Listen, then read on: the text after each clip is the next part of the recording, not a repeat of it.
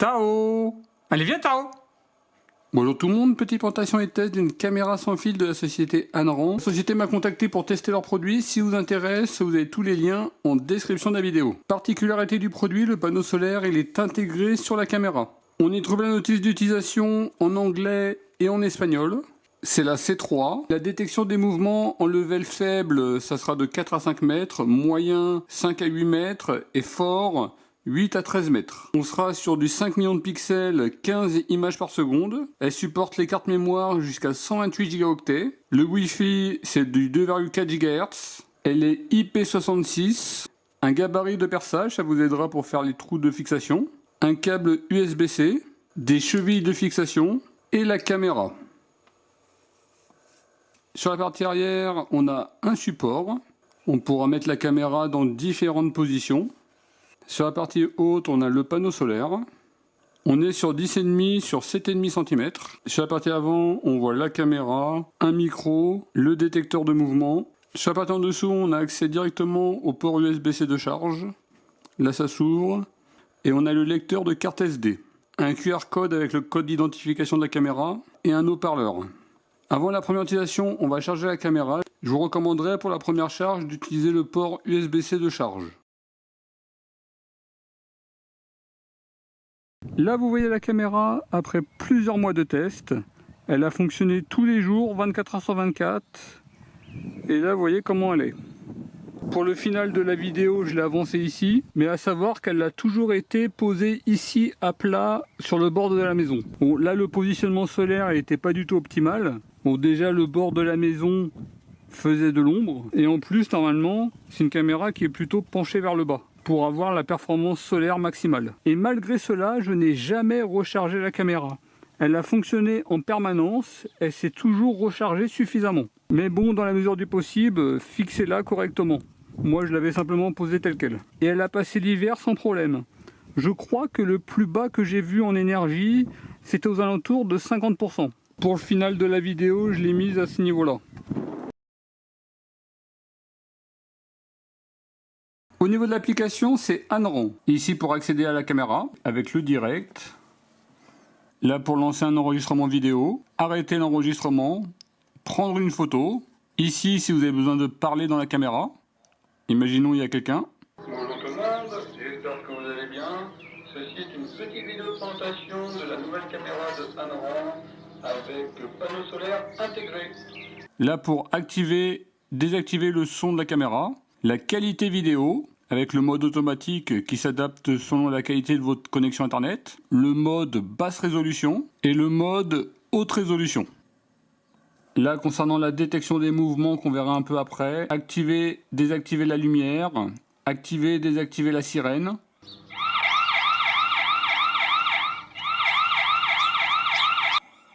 Là, concernant l'historique des mouvements, il n'y a pas d'enregistrement sur cette journée au niveau de la carte mémoire. A noter que c'est une caméra qui fait vraiment très peu de mauvaises détections.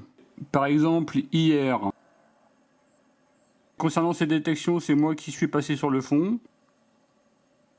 Là, je suis passé sur la droite. Là, c'est encore moi. Là, c'est encore moi. A noter que ça m'a détecté un petit peu tardivement. Mais comme vous pouvez remarquer, il n'y a pas de mauvaise détection. Là, la prochaine, c'est encore moi. J'ai activé le mode humanoïde et dans ce mode-là, il y a vraiment extrêmement peu de mauvaises détections. Si vous avez activé le cloud, vous avez les vidéos qui ont été enregistrées. A noter que là, j'ai un cloud gratuit qui est de 6 secondes au maximum. En haut à droite, vous avez des options supplémentaires avec la qualité du Wi-Fi. Là, je suis à 54%. A noter que la caméra n'est pas collée à la maison. Là, je l'ai actuellement avancée. Ici, pour activer et désactiver les notifications. La gestion des alarmes, si vous voulez activer ou pas la détection des mouvements. La sensibilité de 1 à 10, avec une correction automatique de la sensibilité. À ce niveau-là, concernant la détection des formes humaines, si vous activez ces options, la caméra va détecter uniquement les humains. Vous pouvez faire détection jour, nuit et la sensibilité. Ici, concernant un mode économique, un mode performance, un mode personnalisé, avec la durée des enregistrements 10, 20, 30 secondes. Un intervalle entre les alertes, aucun intervalle, 2, 5, 10 minutes. Bon, étant donné qu'il y a extrêmement peu de mauvaises détections, j'ai laissé fermer. un plan d'alarme. Par exemple, si vous voulez que l'alarme fonctionne uniquement de 18 h à 9 h du matin. Une zone d'alarme humanoïde. Là, vous pouvez définir une zone où finalement il y aura les notifications. Imaginons qu'il y a une zone de passage et vous voulez pas que ça enregistre. Vous pouvez l'exclure et on peut ajouter plusieurs zones.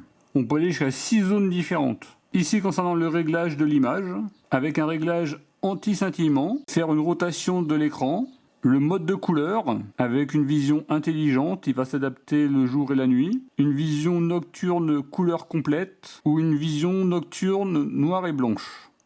Là, si vous voulez partager le périphérique, si vous voulez qu'il y ait une lumière ou pas au niveau de la caméra, régler l'heure, les paramètres sonores, vous pouvez crypter les vidéos. Concernant l'intelligence artificielle, là par contre c'est un service supplémentaire et il analyse les personnes, les animaux, les véhicules. Ça revient à 2,19 € par mois. Ici concernant la gestion de la batterie, là elle est en train de se charger. Donc là concernant la gestion des enregistrements, la carte mémoire que j'utilise c'est une 64 Go. Et pour l'instant, j'ai utilisé à peine 3 gigaoctets, en sachant que j'utilise depuis le 1er janvier 2024, c'est-à-dire plus de 4 mois d'utilisation. Étant donné qu'il y a vraiment extrêmement peu de mauvaises détections, finalement la carte mémoire va durer très longtemps. Là, concernant le stockage cloud, c'est 4,39 € par mois, avec l'intelligence artificielle, c'est 5,49 €. A noter qu'avec la caméra, on a un cloud de base, c'est ce que j'ai activé, le cloud de base. Et on a des enregistrements de 6 secondes au maximum. Et là, ça me fait des enregistrements de 6 secondes. Le cloud de base, c'est 7 jours d'enregistrement, 6 secondes au maximum. Après, si vous voulez plus, il faut payer. Là, si vous voulez faire un lien avec Alexa, en cas de détection, on peut ou pas rajouter une alerte sonore et lumineuse. Dans l'application, vous allez dans Gestion des alarmes. Tout en bas, avertissement audio et lumière stroboscopique. Là, vous pouvez activer ou désactiver avec un avertissement simplement audio, lumineux, audio et lumineux. On a 3 alarmes différentes. On peut régler le volume et vous pouvez définir quand l'alarme va sonner ou pas. Également, quand vous allez ici vers la droite, vous avez un petit raccourci.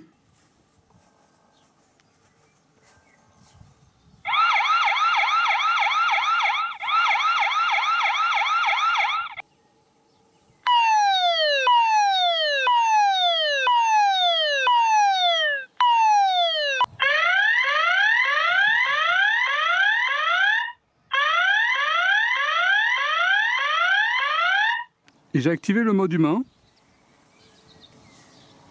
La plupart des caméras feraient une alerte immédiatement. Mais elle, non.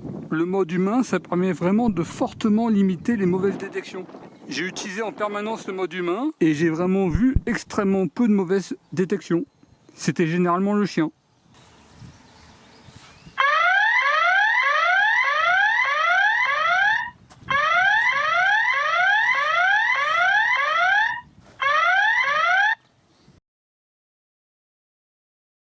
J'ai mis la carte mémoire dans mon ordinateur. Là, c'était une carte mémoire de 64 Go. J'ai acheté 2-3 € sur AliExpress. Je vous mettrai le lien en description de la vidéo. Espace utilisé 2,61 Go.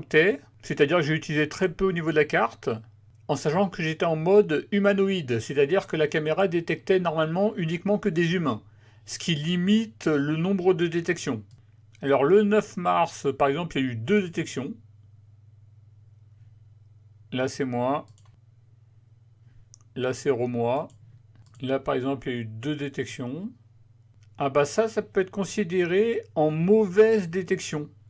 Étant donné que j'étais en mode humanoïde, c'est-à-dire que normalement, il n'aurait pas dû détecter le chien. Ça, on peut le considérer en mauvaise détection. Et là, le chien. Là, ça serait 2 mauvaises détections. Là, c'était moi qui est passé sur le côté. Et là, c'est Romois. Au niveau des vidéos, là par exemple, les 10 secondes, parce que j'ai paramétré 10 secondes dans l'application, on est sur 1,44 mégaoctets, résolution 2304 sur 1296 et 15 images par seconde. En tout cas, de manière générale, il y a vraiment très peu de détection, là il n'y en a qu'une. Et vous voyez, elle est justifiée. Et là, notez que par exemple, il pleuvait. Et il n'y a pas de mauvaise détection du fait de la pluie ou de choses comme ça. Si des feuilles bougent, s'il pleut, il n'y a pas de mauvaise détection. Vous voyez, les seules mauvaises détections qu'on a pu voir, c'est uniquement le chien. Il n'y a pas d'autres mauvaises détections. En tout cas, ça c'est vraiment le point fort de la caméra, c'est que déjà il y a vraiment très peu de détections. Et généralement, les détections, elles sont justifiées. Vous voyez, là par exemple, le 11 mai aujourd'hui, il y a eu une détection, c'était moi. Sinon, il n'y a eu aucune autre détection.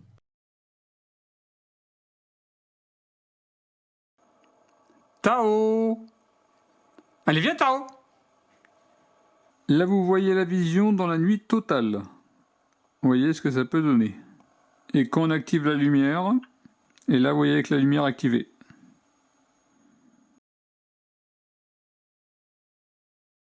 On va tester la portée de la détection en sachant que la caméra n'est pas dans une position idéale. Elle est assez basse, normalement il faut la mettre plus haut. Je vais passer au fond ici. Là vous voyez la détection sur le fond. La caméra elle est ici.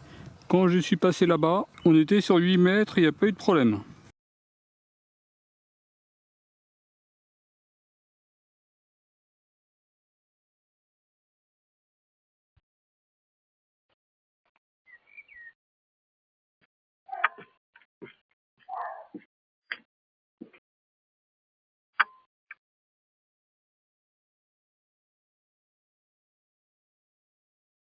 A noter que la caméra fait une gestion de la charge de la batterie. Vous voyez, le 5 mai, elle s'est chargée à 95%. Après, le 6, 7, 8 et 9 mai, elle était aux alentours de 70%. Elle maintient, alors qu'on était vraiment sur de très très belles journées. Elle aurait pu facilement être à 100%, mais elle limite sa charge. Et hier, elle est montée à 95%, ce qui va optimiser la durée de vie de la batterie et donc de votre caméra. J'ai demandé à la société s'il y avait une gestion de la batterie, ils m'ont dit que non. Et à 17h, j'étais à 94%. Et là, je suis encore à 94%. Toute la journée, alors il y a des moments c'était très couvert. Et même sur un ciel gris, en une demi-heure, elle est passée de 83 à 87%. Mais toute la journée, elle a fait une régulation de charge. Elle remontait, elle redescendait. Et là, bouge pas de 94%. Hier, j'ai vu que 95% maximum. Alors c'était une très belle journée.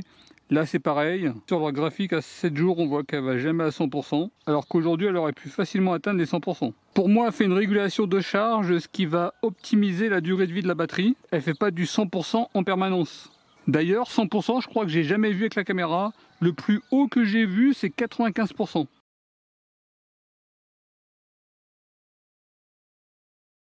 « 17h52, je suis à 89%. Clairement il y a une régulation de charge.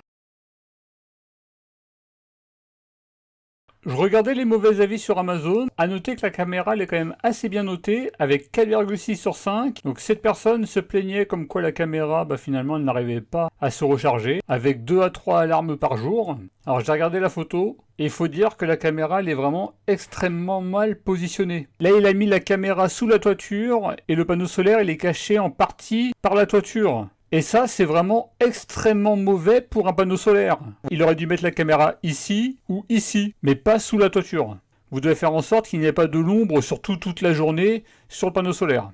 Deuxième avis, 1 sur 5, excellente image, même si à environ 20 mètres, elle ne détecte pas les mouvements. Moi, elle était sur une sensibilité de 6, et c'est vrai que j'avais une portée à peu près 8 mètres. Donc a priori, la portée serait jusqu'à 13 mètres. A noter que là, la notice, elle est en anglais, mais la société m'a envoyé la notice en français. Je vous la mettrai sur mon site internet. Et enfin, il dit que la caméra ne s'est pas rechargée avec 2 jours sans soleil. J'ai testé pendant plus de 4 mois et j'ai jamais eu de batterie déchargée. Et je l'ai même testé pendant l'hiver. Et en plus, on a eu un hiver vraiment pas très ensoleillé. Là, vous voyez tous les mouvements au niveau de la carte mémoire. J'ai eu des mouvements pratiquement tous les jours. Alors c'est vrai qu'il y avait très peu de mouvements. Bon là, justement, un faux mouvement. Mais comme vous pouvez le voir, elle a fonctionné tout le temps. Et en tout cas, moi, j'ai jamais constaté de batterie faiblement déchargée. Le plus bas que j'ai pu constater, c'est aux alentours de 50%. Si la batterie se décharge trop vite, testez le mode économique. Évitez par exemple le mode performance. Également, faites des enregistrements plus courts. Si vous êtes sur 20 secondes, descendez à 10. Si vous êtes sur 30, descendez à 20. Et bien entendu, essayez de faire une position sud.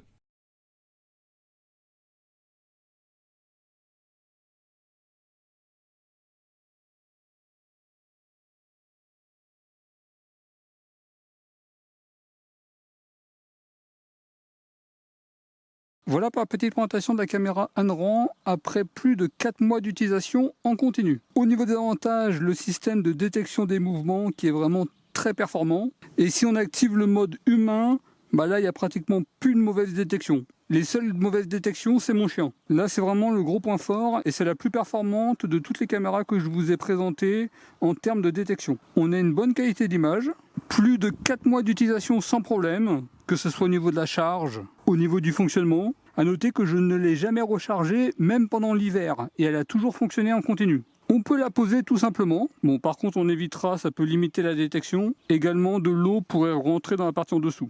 Faites très attention si vous la posez. Elle va pas faire des charges à 100%. Généralement, elle se limite à 95%. Alors que d'autres caméras, finalement, on aurait la batterie en permanence à 100%. Elle, non. On a une application simple et assez complète. On a un cloud basique inclus. La mise en service est très rapide. D'ailleurs, je vous ai fait une petite vidéo en description de la vidéo. On peut rajouter des cartes SD jusqu'à 128 Go. Le panneau solaire est intégré. Après 4 mois d'utilisation, rien à signaler. A noter que je ne l'ai jamais nettoyé. On a une alarme sonore et ou flash. Alarme sonore qui est correcte, jusqu'à 100 décibels, même si j'aurais préféré 120. On a des notifications, un audio bidirectionnel. Au besoin, on peut la charger rapidement en USB-C. Dans l'application, on peut définir des zones d'alerte. Elle est compatible Alexa et Google Assistant. Je n'ai pas testé. Au niveau des points négatifs, où l'on va poser la caméra, il faut du soleil direct. Et dans l'application, dans l'historique ou dans le cloud, on ne peut pas se transférer les vidéos. Bon, en tout cas, vraiment une excellente caméra. Donc si elle vous intéresse, vous avez tous les liens en description de la vidéo. En tout cas, je vous remercie de regarder cette vidéo et je vous dis à très bientôt. Au revoir.